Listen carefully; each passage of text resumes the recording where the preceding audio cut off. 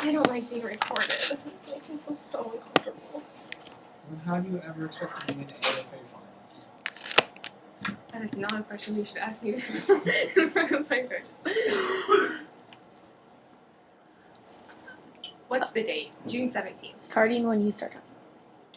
On June 17th, 1986, All-American basketball forward Len Bias was selected as the second overall pick in the NBA draft. However, 2 days later, Bias died from a heart attack induced by a cocaine overdose. While his death robbed the sports world of a potential basketball great, it also became the catalyst for what we now know as America's war on drugs. Prompted by public outrage, public service announcements such as DARE, Just Say No, and This Is Your Brain on drugs began to make their way onto public airways and into the minds of their intended viewers, American youth.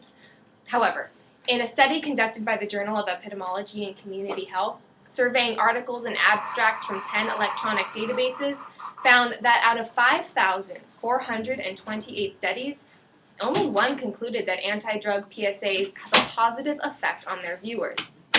And while the aforementioned statistics indicate a failure in the rhetorical strategy by prior anti-drug PSAs, research done by Keith Hayward and Jock Young suggests a new hope for the text analyzed within this speech today.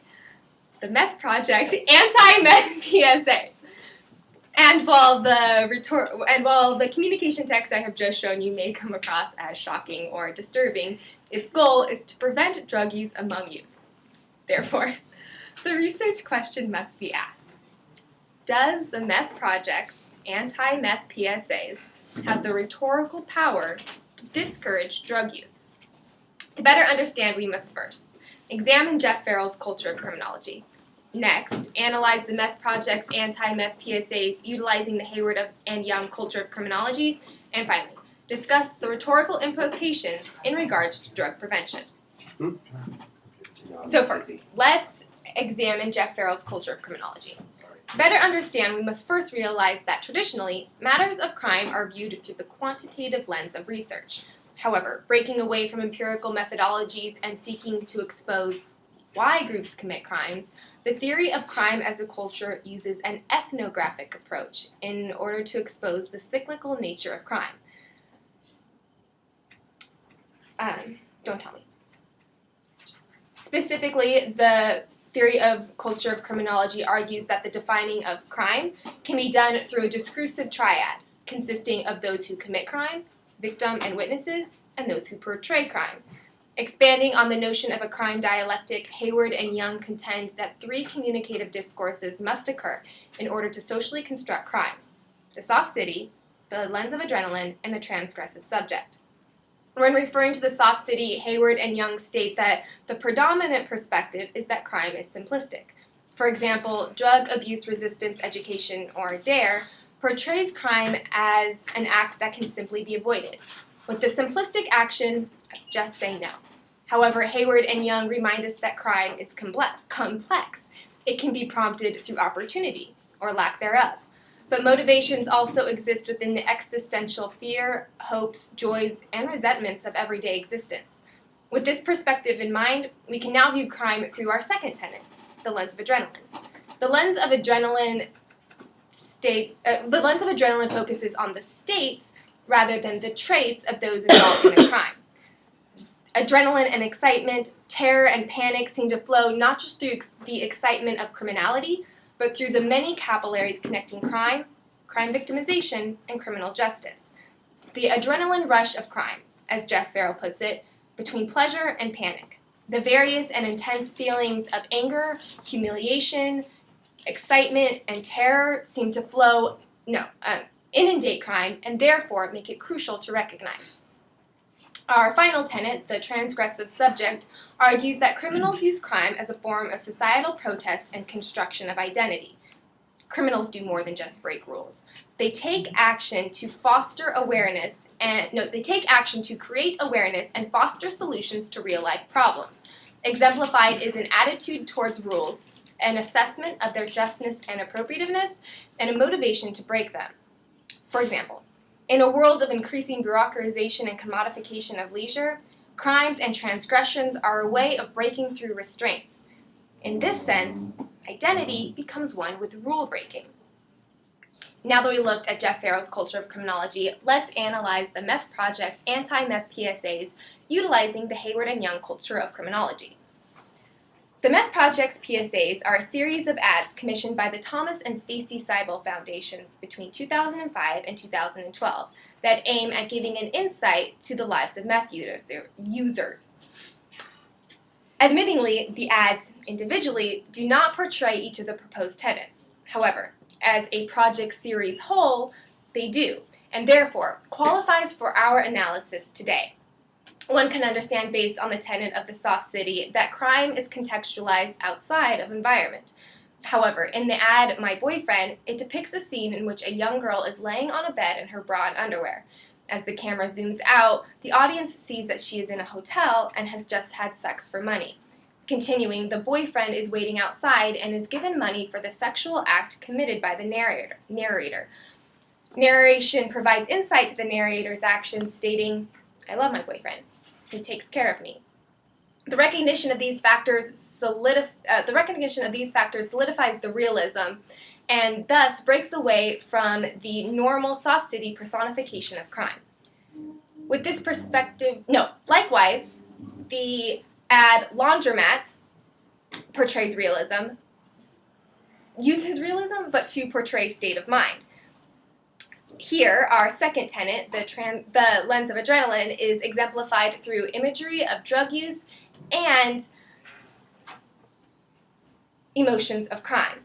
In this ad, a young man is seen running into a laundromat, attacking customers, shoving them to the ground, and screaming at them for money. This video exemplifies not only the emotions of the perpetrator, but also the victim.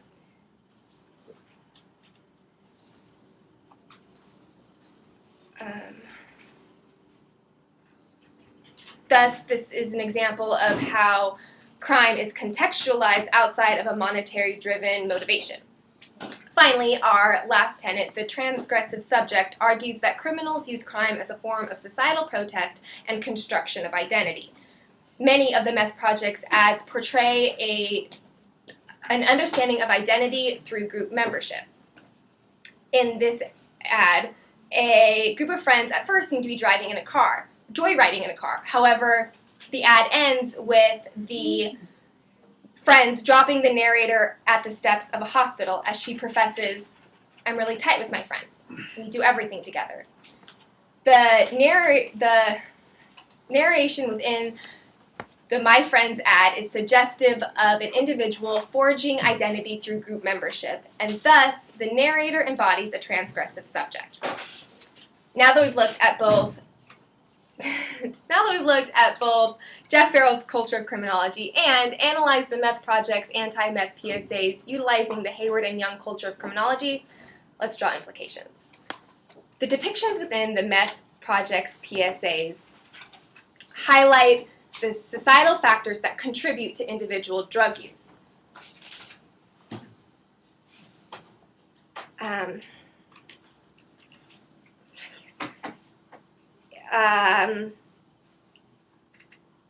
What's the next? The recognition. The recognition of these factors solidifies the realism, and thus the persuasive message.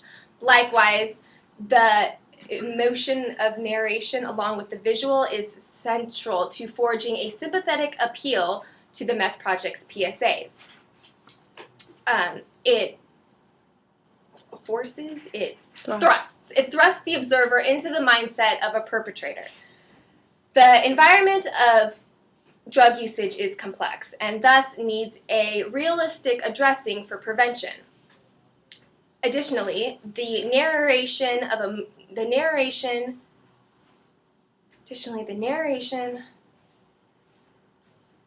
what's the next word? Implies. Additionally, the narration implies that the forging. Additionally, the narration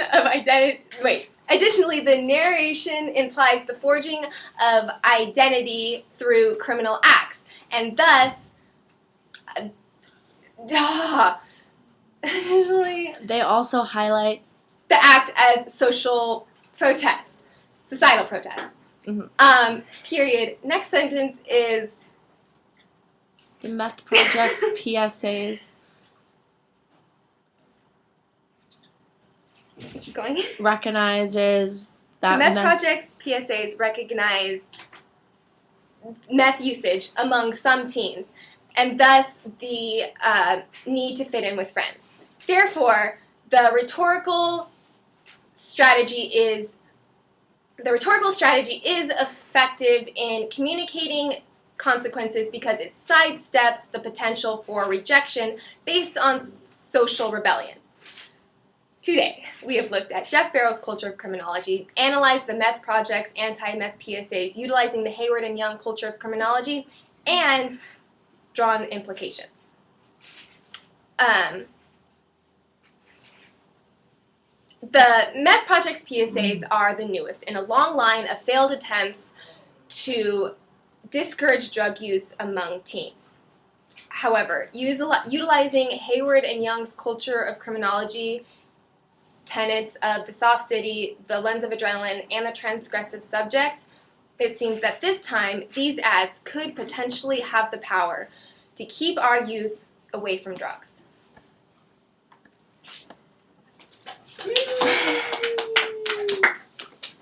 10:59 with all the pauses. Yeah.